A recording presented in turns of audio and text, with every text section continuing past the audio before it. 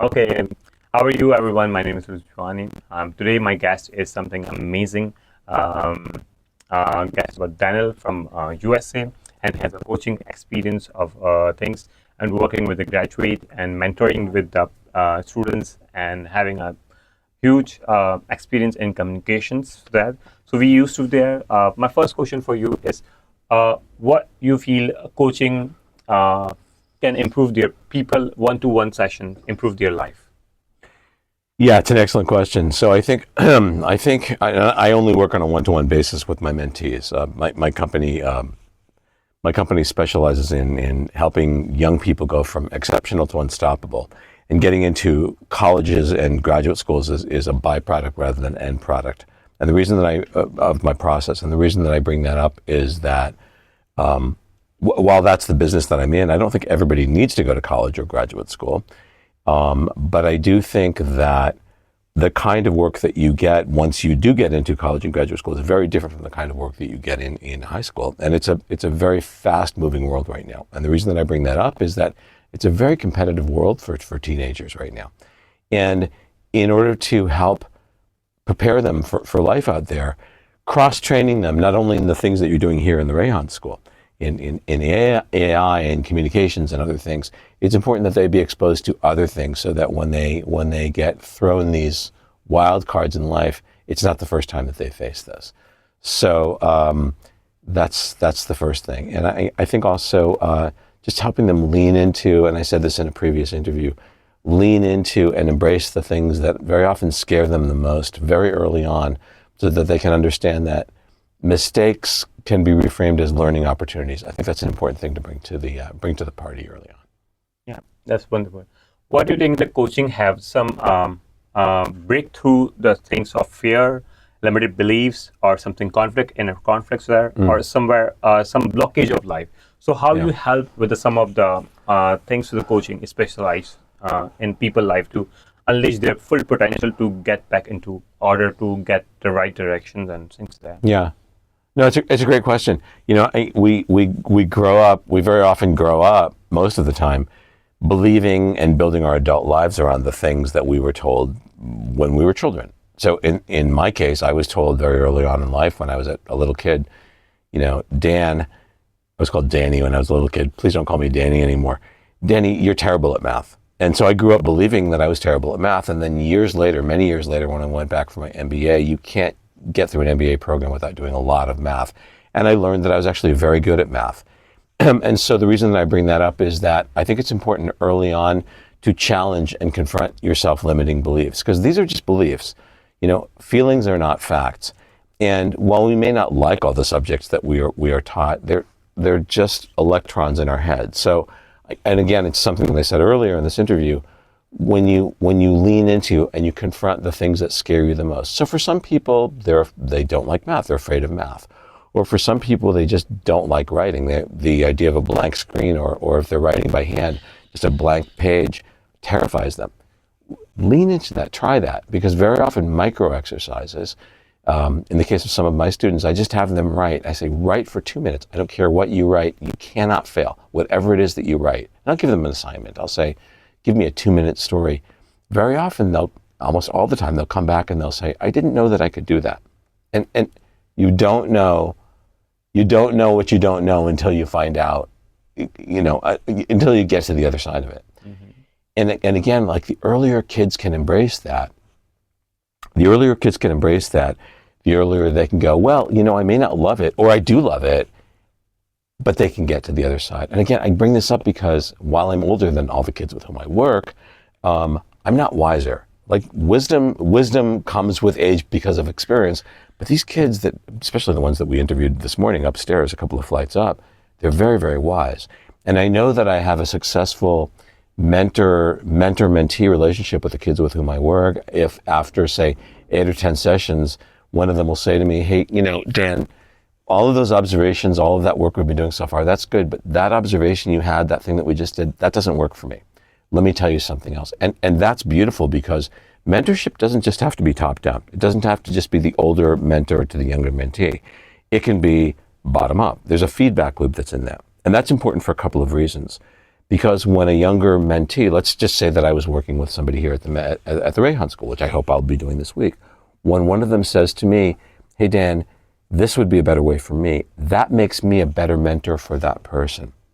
That's part one. Part two is that I model behavior for them that they can then take forward into the world. One of my heroes in psychology, I have several, Donald Winnicott, who wrote a great book called Playing in Reality, because I think play is an important part of the process. The other one was Carl Rogers, who said, the secret to being a great psychologist or therapist is holding your client, your patient, in my case, my mentee, in unconditional positive regard. Meaning, unless they say they're going to go out and hurt somebody or hurt themselves, everything is safe. They can do anything they want within the context of what we're doing. And when it's really rare in life to be listened to and heard, but particularly as a young person, you know, we're surrounded when we're young by authority figures, teachers, principals, parents, you know, but it's rare in life to have somebody who's older than you, well, whether it's a man or a woman, lean in and say, listen, everything you're going to tell me is okay. I may not agree with you. And, you know, kids test boundaries. That's what they're professional boundary testers. And so I'll very often say, listen, I know that you're testing me. I know that what you're telling me is, you know, garbage, but that's okay. I still hold you in high esteem. I applaud you for trying that. When they feel safe in doing that, it creates this environment in which there's a sense of play, there's a sense of fairness, there's a sense of safety in which they feel cool about trying new things. And that releases, first of all, that releases dopamine in their head, right? This is a chemical release, that sense of pleasure in which learning feels fun. And, you know, learning should be fun. It should be fun very early on because it's a lifelong process, you know. I got asked the other day by a dear friend, and she said, you know, Dan, you've been doing this a long time. When are you going to retire? It's about time. And I said, I'm never going to retire. Why would I retire? I'm learning more every day from my kids. I'm having fun every day. Mastery is a lifelong process, you know? And I think when you teach kids, they're going to be learning their entire life, and that's part of the joy of it. Money comes along. In my opinion, money swims in the wake. Money comes in the wake of helping other people get what they want. I said this in an earlier interview. One of the great speakers in the 80s, Zig Ziglar, said you can have anything in life, right? Yeah. You can have anything in life you want if you help other people get what they want. It's really a great secret. And when you release that, and the reason I bring that in is that here at the Rayhan School, you're teaching these kids incredible skills. But when they try and see this, and this is one of the keys to emotional intelligence, when you see something from the other person's perspective, what's in it for them, and they understand that they, the client, because all of these kids have clients, those clients feel heard, very often by a younger kid. That creates this bond where they may say, well, you know, I'm dealing with a kid at the Rayhan School, they're only 12, but why would I switch from them? They heard me, they understand me.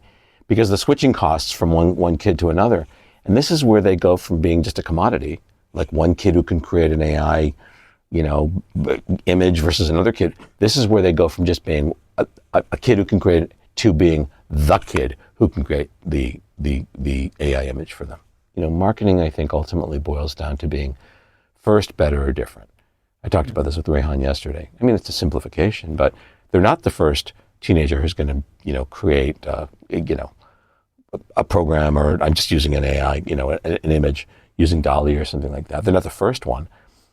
Better is in the eye of the beholder. Right? It's a question of better, but you can always be different. You can always be different, and cementing in that difference and understanding that there's great joy in that process and digging into how you can be different. And this circles back to what I talked about before, which is that mentorship doesn't always have to be from the top down. There's the side to side, there's a lateral. I studied martial arts for a long time. There's that dojo model. Mm-hmm. And then very often kids can mentor older people, right? Mentorship has a lot of different flavors. And it's old school. Mentorship goes back to what you've had here in South Asia for a long time, or in Europe. We don't have it in America that much anymore.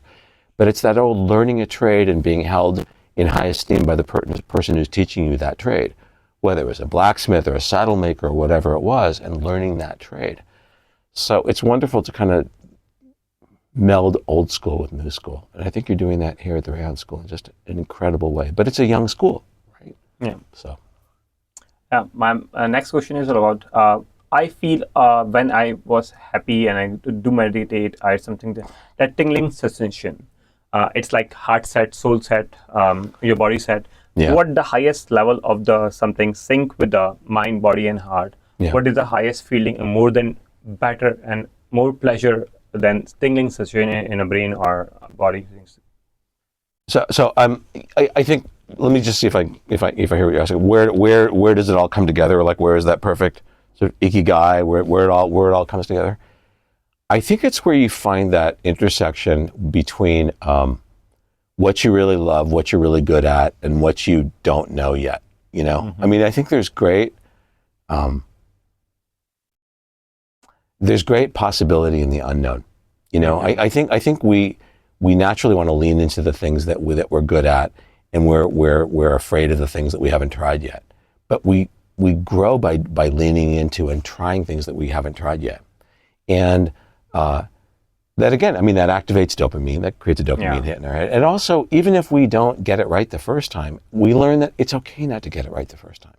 Mm-hmm. You know, and so I think that's the most important thing, is to learn that it's okay to fail. It's okay to have those learning opportunities.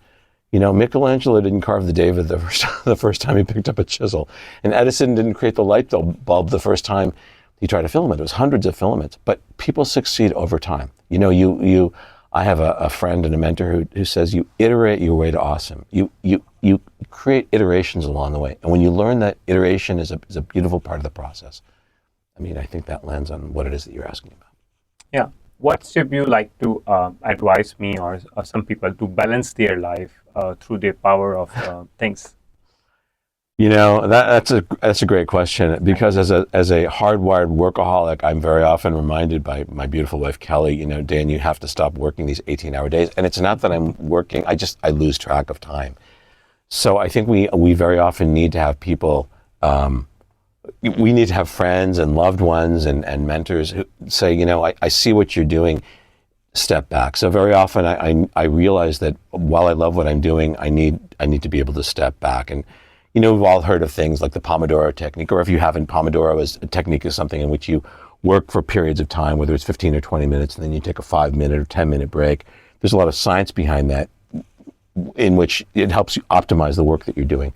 So for me, I take breaks by, you know, sitting down at the piano, or sitting down with a deck of cards, or working out, or just reading, or just staring out at the sky. You know, I mean, I think that even though you know, I'm a grown up. I think I'm a grown up.